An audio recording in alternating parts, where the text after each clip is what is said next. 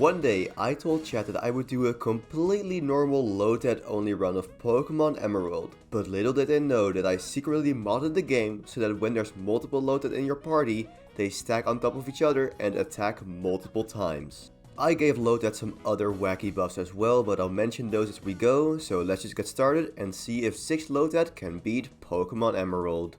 During the game's introduction, there were no signs of this being a mod at all, so chat suspected nothing.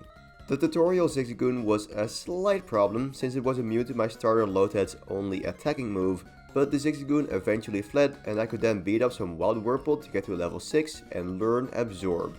And just a reminder that this is of course totally vanilla Emerald. This new move was more than enough to beat up my rival May, whose Mudkip was no match for my Lotad, so it was time to make my way to Rustboro City. Along the way, Lotad also learned Water Gun at level 9, which again is definitely the case in vanilla Emerald. None of the trainers in this part of the game were any issue, especially not the gym trainers in the Rock Gym, so it didn't take long until I was ready to take on the first gym leader, Roxanne.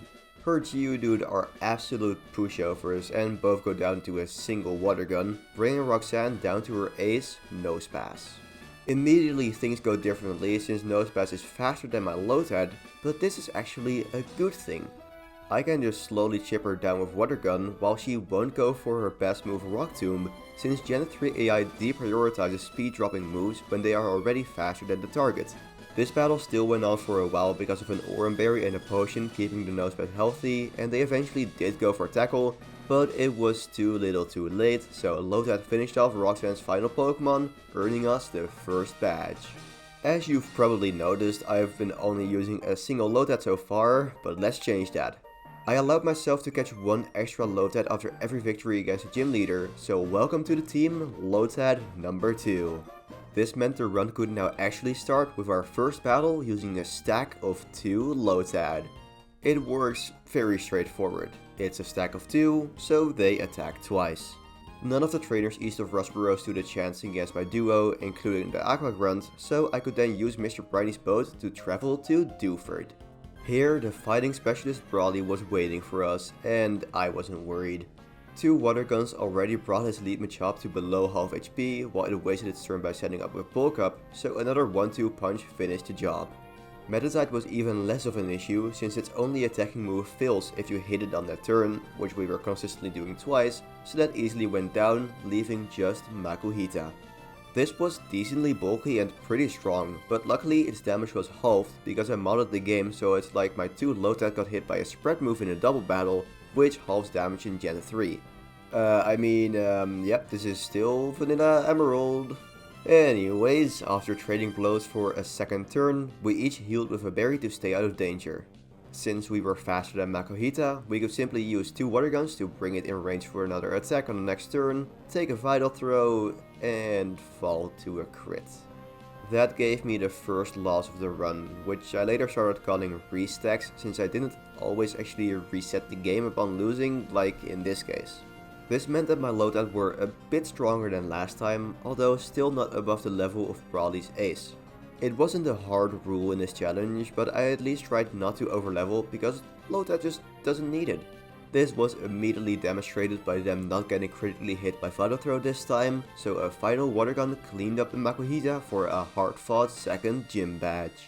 With that victory, I could extend the stack with a third Lotad, bringing it to the maximum stack size. I'm sure you would all love to see a stack of 6 Lotad, but please have some compassion for the bottom Lotad who would have to battle with 5 Lotad on top of it. That is just too much to ask. And also, 3 Lotad is just more than enough, especially for dealing with some lame Team Aqua Grunts. The next rival fight is a bit more difficult, but mostly mentally because what is that? Lombre? Ugh. That just deserves to be bullied, and I know the perfect move for that. Bullet Seed. Bullied Seed. It already hits 2 to 5 times normally, so with a Lotad 3 stack, that is 6 to 15 times. We only got 7 hits on this turn, but that was already sufficient to scare off that hideous monster and may send out Slugma instead. It got hit by 12 Bullet Seeds before a single Water Gun finished it off, bringing Lombre back in. After it landed a terribly weak Swift, it was time to pelt it with more bullet seeds, and my Lotad were firing on full cylinders this time around. The first one already got 5 hits, so 3 more hits from my second Lotad was all we needed. That left only the quad grass weak Marsh Stomp, and just to speed this up, I used Absorb instead of Bullet Seed, easily letting me finish this battle at full HP. Next up is the Electric Leader. Next up is the Electric Leader, Watson. The battle didn't start amazingly with Voltorb living a triple water gun, and because it was now at low HP, it blew up. This already took my stack down to 12 HP, or 14 after leveling up. I could heal a bit of HP by using Absorb against Electrike, but that wouldn't work well against Watson's next Pokemon, Magneton. After using a Thunder Wave, which luckily wasn't an issue because of my Cherry Berry, Magneton used Sonic Boom, leaving my Lotad at only 7 HP. The second round of water guns did finish off the electric steel type, but by now we were too weak to survive a quick attack from Manectric, so we had our second loss of the challenge. I could easily improve on my strategy against Voltorb by going for Absorb first so it stayed at higher HP, meaning it wouldn't explode, and I could then clean it up with Absorb. The Manectric, however, remained a huge problem. Water Gun didn't 2-shot it, or actually 6-shot, but you get what I mean. This meant that Manectric got healed up by its Citrus Berry for a ton of HP. Instead of trying to beat this with raw force, I decided to teach Lotad Thief in order to steal the Citrus Berry. However, for this my Lotad had to not hold any items, but I still wanted to avoid getting paralyzed, so I kept the Cherry Berry and was now actually hoping for Watson to paralyze me. This didn't happen on attempt 2, so Manectric outdamaged Lotad and took it down, and it didn't happen on attempt 3 either. There was still a chance of Manectric using Thunder Wave, so I clicked Thief, but no dice. So Thief put Manectric into range for the Citrus Berry, but the second Thief triggered his static ability, paralyzing Lotad, using up the Cherry Berry, so the third Thief could steal the Citrus Berry and let Lotad heal up instead of Manectric. That honestly might have just been the most hype moment I have ever had in a challenge run. Watson did have another way to heal his Pokemon, namely Super Potions, and I'm not using items in battle by the way, but this wasn't enough for Manectric to survive the onslaught of water guns, so I eventually got the third badge. Now that I had beaten another gym, I could catch a fourth Lotad, but I decided to make some progress before I did that. This required using Rock Smash to get past some boulders, and since this is a Lotad only run, I of course use Lotad to do this. It's just Vanilla Emerald, but yeah, Lotad learns Rock Smash. I then quickly made my way to and past Valarbor, since on the next route I can find higher level Lotad. Unfortunately, as I mentioned earlier, the stack limit is 3, meaning that this one will be a bit lonely for a while, so let's make this period as short as possible and quickly move on. Before I could take on the 4th gym, I had to deal with Maxie, the leader of Team Magma. His Mightyena only hit us with some weak bites before going down, so next up was Maxie's scariest Pokemon, Zubat. This monster outsped us and used a wing attack to deal half of our HP and damage, but fortunately Lotad knew Nature Power, which at this volcano turned into Rock Slide. 2 individual hits of this super effective rock move took care of the flying type, leaving only the water ground Camerupt to be outsped and knocked out in one turn by Water Gun. Based on that last interaction, you might have a guess for how the fire gym would go, and you will be right. Most of Flannery's Pokemon stood no chance at all against a triple Water Gun. Sure, her Camerupt outsped us, but it just used Tackle, and although the Torkoal proved to be a bit annoying by paralyzing Lotad, yes, I should have given them a Cherry Berry, the luck turned around by letting all 3 Lotad hit despite paralysis. The last Water Gun was even a critical hit, managing to take down Flannery's final Pokemon for the 4th badge. That meant it was time for Lotad number 5, which was definitely a welcome addition to strengthen my team for the immediately following 5th gym, the Normal Gym. I did box some of my Lotad while taking on the gym trainers so those wouldn't overlevel, and this caused a couple losses. Somehow I had managed to more than double my restack counter just in this gym, and I hadn't even taken on the gym leader Norman yet. The main issue was a Wigglytuff, which just, I don't know, I couldn't beat, but unfortunately it was optional, so I just never ended up beating it. Let's see if that Wigglytuff was a bad omen for Norman, or if my 2 stacks of Lotad could just easily beat him up. Since Lotad obviously learns Rock Smash, I saw the perfect opportunity for a nice one-turn combo.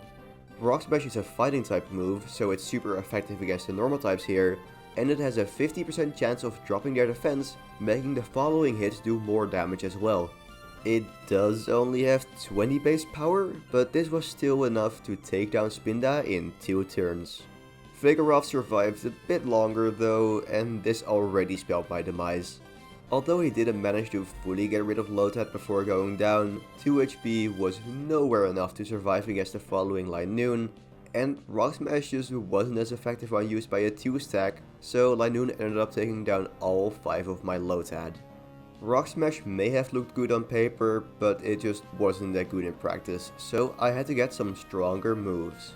Lotad's level up moveset isn't great, so its best stab moves were still Water Gun and Absorb, but I had received a handy TM some time ago, Secret Power. This 70 base power normal type move has a 30% chance to activate a secondary effect based on the environment, which in buildings is paralyzing the target. 3 hits from Secret Power gave me a roughly 2 in 3 chance for the secondary effect to trigger, so I could use that to paralyze Spinda and get a speed advantage to outspeed and finish it off on the next turn. I tried the same strategy against Vigoroth, but it once again barely survived 2 rounds of my Lotad's attacks, until I realized that Water Gun did slightly more damage and could knock out Vigoroth in 2 turns. Linoon already did most of the job for me, using up half of its HP for Belly Drum to boost its attack stat, so 1 round of Secret Powers just knocked it out before it could do anything, and last up was Slacking, which immediately outsped and finished off my 3 stack. Although it had to loaf around every other turn, there still wasn't much my 2 stack could do, so that was another lost attempt. The next try started a bit worse with Linoon actually dealing damage, but this time I had a plan for slacking. Instead of immediately throwing away my 3 stack, I swapped out into my 2 stack, which got weakened quite a bit by Facade. This was part of the plan though, because now their Oran Berry activated, and I could steal the slacking Citrus Berry to get almost back to full HP. I then got 2 defense drops with Rock Smash, halving their defense, before fainting to a critical Facade. I now had 1 free loafing turn to attack with my 3 stack, but Secret Power neither killed nor paralyzed Slacking. I did get another chance because Norman used a Hyper Potion, and the next round of Secret Power started off with a paralysis and then brought Slacking down to around half HP. The next set of 3 Secret Powers ended up being just enough to finish the job, knocking out Slacking and earning us the 5th gym badge. That wasn't even the best reward, because right after this victory, Wally's uncle gave me the HM for Surf. This was an amazing upgrade, since it gave each of my Lotad a 95 base power water move, including my newly caught 6th team member. It also of course allowed me to surf across water, which let me go to the abandoned ship. After stumbling around for a bit, I unlocked another useful move, Ice Beam. With these upgrades, I started the journey to the 6th gym. On the way, I had to gently remove Team Aqua from the Weather Institute, which wasn't an issue, and battle my rival, which only was an issue because I again had to look at this abomination. There was also an actual issue, and that was trying not to overlevel Winona's ace at level 33. The Lotad that I taught Ice Beam ended up barely going over that level cap while fighting the gym trainers, but since it wasn't a hard rule and more just something to keep the challenge challenging, I decided to still use that Lotad against Winona. Ice Beam wasn't its only new fancy move, it also had Rain Dance. Besides increasing the damage of my water moves, it also activated Lotad's Swift Swim ability, doubling its speed. This let my stack outspeed the Swablu, and 2 hits from Surf were already enough to take it down. Pelipper was a bit annoying, refusing to die in a single turn and landing a supersonic to confuse us, but fortunately only 1 out of 3 Lotad hit itself, and Airways didn't do too much damage after I set the rain back up. This let me move on to Outspeed and OTK Skarmory with Surf and Tropius with Ice Beam, leaving just a scary Dragon Dance Aerial Ace Altaria. I was hoping to outspeed it, and although that didn't happen, Altaria simply went for Dragon Dance, and 2 Ice Beams were more than enough to take care of the Dragon Flying type. So that is 6 gyms down, and I don't think the absurd level advantage really mattered here, so let's move on to some evil team shenanigans. I first had to scare Team Aqua away from Mount Pyre, and then take on Team Magma in their base. Most grunts of course got easily swept by Surf, but Maxi was a different story. Remember that terrifying Zubat from Mount Chimney? That is now a Crobat, and he is out for revenge. A critical air cutter took down my first stack after some chip damage from Mightyena, and Wing Attack brought my second stack to a third of their HP even without a crit. One round of Ice Beam was enough to take them down in return, but Camerupt still remained and outsped us for the knockout. And then on the next attempt I just got lucky with his move choices and not hitting ourselves in confusion, so I swept him with Surf. I said this was a different story because he didn't easily get swept by Surf considering the first attempt, but we did end up getting a damageless victory. There was then some boring Team Aqua stuff where we don't battle Archie. It's just crazy to me that you fight Maxi 3 times but Archie only once. But anyways, it's time for the 7th gym. This is the Psychic Gym, which is built around double battles, and although I could still beat all the gym trainers individually, the gym leader State and Liza are always a package deal. They have 4 Pokemon in total, of which 3 are weak to water, and since Surf hits both opponents, I knew there was a chance this would be an easy sweep. Unfortunately, Surf has a little quirk in this mod, completely vanilla game, where on the second and third hits, it only damages the opponent on the right. This made the Xatu a lot harder to get rid of, letting it use annoying moves such as Calm Mind to boost its special attack and defense, Psychic to just destroy my Lotad, and Sunny Day to get rid of potential rain. I decided I needed to target that Xatu with a physical move, opting to use Secret Power in the hopes of also paralyzing it, since Xatu can still outspeed my Swift Swim Lotad in the rain. This worked, but then their ability Synchronize caused my right stack to also be paralyzed, resulting in another reset. Let's give them a Cherry Berry to solve that, and 3 Secret Power didn't paralyze, so Xatu overrode their rain with Sunny Day. Let's try that again. This attempt, Xatu wasted turn 1 with Sunny Day, since now I got to override that by using Rain Dance, and Secret Power managed to paralyze Xatu with the first hit. With the Cherry Berry healing my own paralysis, and with the rain up, I could start clicking buttons. I maybe clicked them a bit too fast, because although the left stack could now easily clean up Claydol with Surf, the right stack also using Surf instead of another Secret Power meant that Xatu was still alive and had a chance to change the weather once again. Fortunately, it simply went for Psychic and didn't get to click a move on the next turn because of a Hyper Potion, letting me freely bombard the right side with Surfs, leaving only Xatu as an easy victim to get picked off on the following turn. With 7 badges obtained, I used my math degree to deduce that there was only 1 gym left. Unfortunately, Team Magma then immediately stole my totally real math degree, so I had to win it back. However, this was once again a fight that was made more difficult by the spread moves glitch, because it was a multi-battle with Steven Stone. This also meant I could only use a single stack of 3 Lotad. The Mightyena and Camerupt weren't a big deal in this fight, but once again, Crobat was back to ruin my day. And oh boy, it managed to do so successfully, because a single wing attack could take me down from almost full HP. Fortunately, Steven's Metang was sometimes actually helpful in this challenge, in this attempt by going for Reflect to double our defense. It also landed a strong Metal Claw on the Crobat, boosted because of a Mightyena previously erased its attack with Swagger, and because Reflect made Crobat not see a kill on Lotad, it targeted Metang with Wing Attack instead. From there, it was just a matter of clicking Surf, first getting a double kill, and then even 3 kills in 1 turn. That is the true power of the Lotad stack.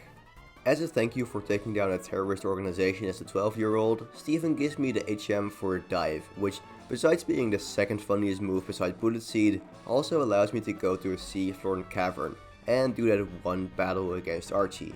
He also had a Crobat, but by now I knew well enough what his capabilities and its weaknesses were, so he went down relatively easily, and I had recently picked up the TM for Giga Drain, which let me quickly finish off Archie's Sharpedo.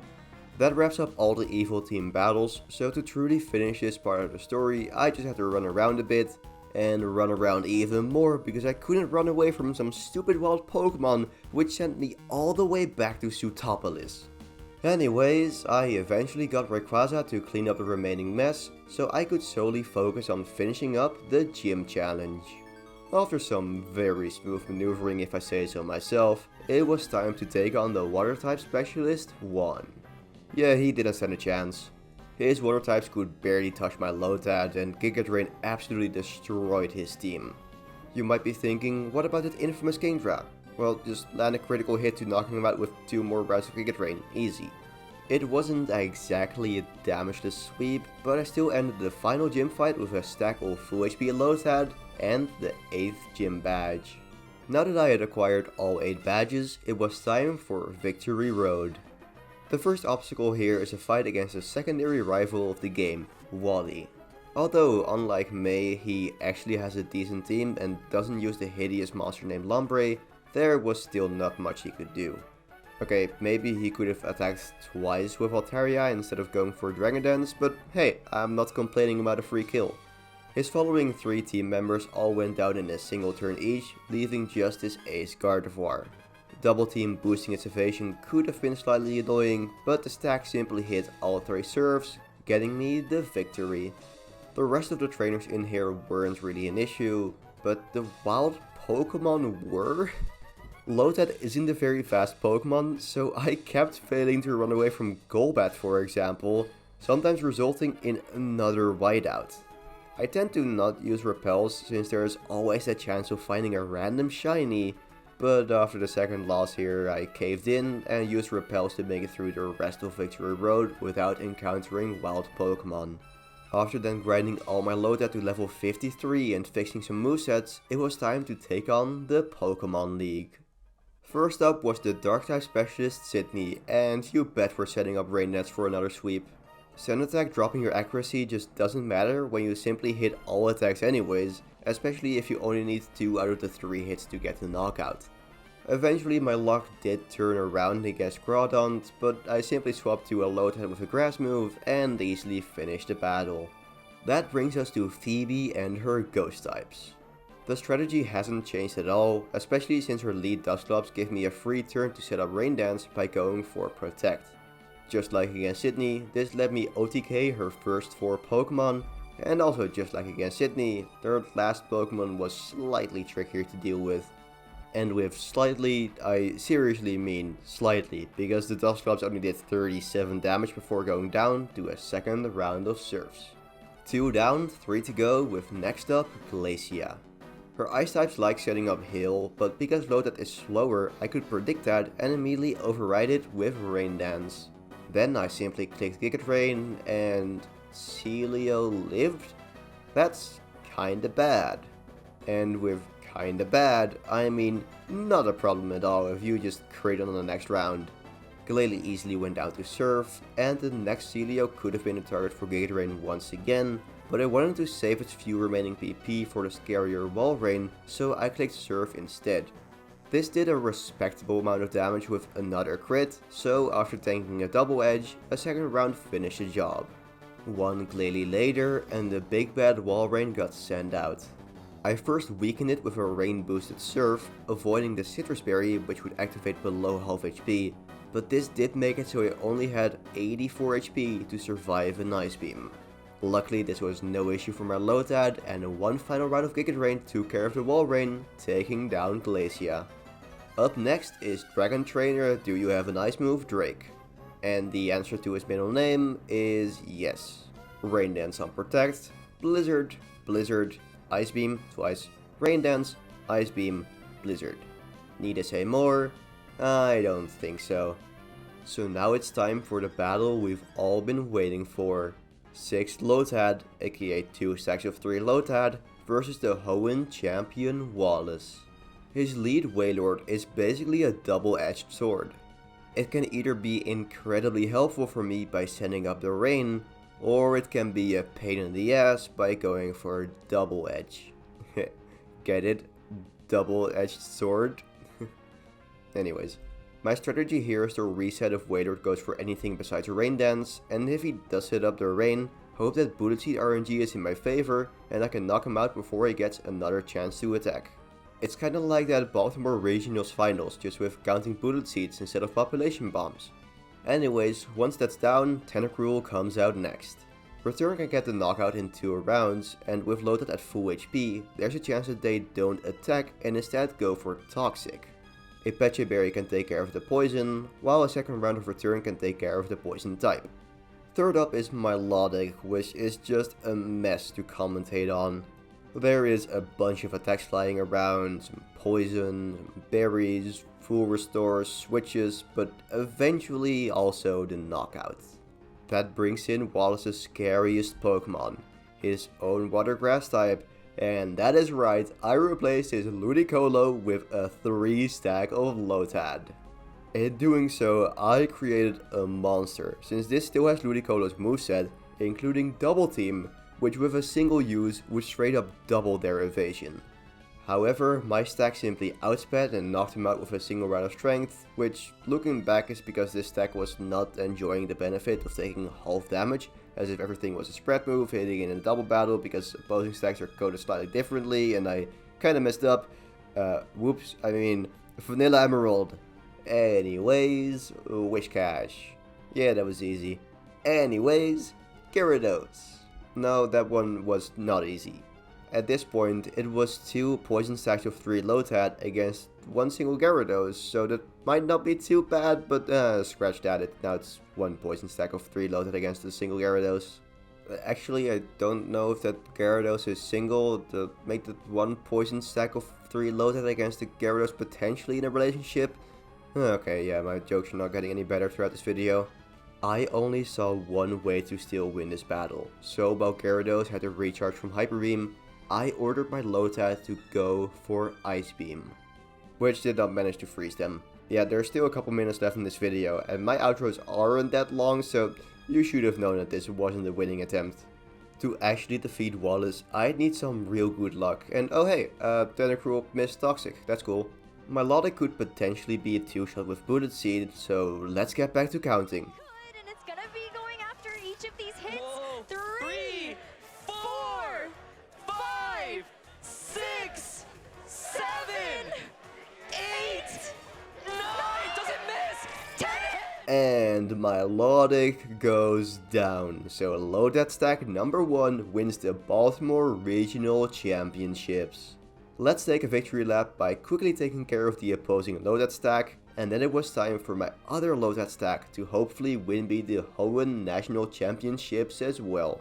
Wishcash had forgotten a lot of things by now, using Amnesia to get a bunch of special defense boosts, but it also forgot to play around the critical hit, so that is 5 Pokemon down, 1 to go.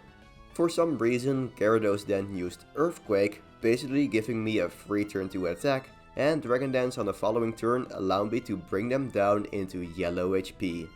3 Ice Beams should be able to seal the deal from here, so I let stack number 2 fall to a Hyper Beam, forcing Gyarados to recharge, letting Regional Champ stack number 1 get the KO, making us the Hoenn National Champions. I ended up putting a lot more jokes in that champion fight, so hey, if you like that, let me know in the comments. Also, normally during the outro I would let the credits roll, but after it showed that I definitely did not mod the game, it froze, proving that I did in fact mod the game. So, have Hall of Fame stuff instead. Anyways, I had an absolute blast with this mod, and you can too. In this video's description, there's a link to a Google Drive folder with all my mods, and you can find them in my Discord server as well. Some of the bugs are fixed, but most notably, I haven't managed to fix the single target surf one. Whoops. Anyways, if you enjoyed that video, like, subscribe, and share it with other people who enjoy Lotad or Silly Romax. And that's it for now, so go watch some other video with a wacky challenge. I hope you enjoyed the video, I'll see you next time, and of course, stay alive.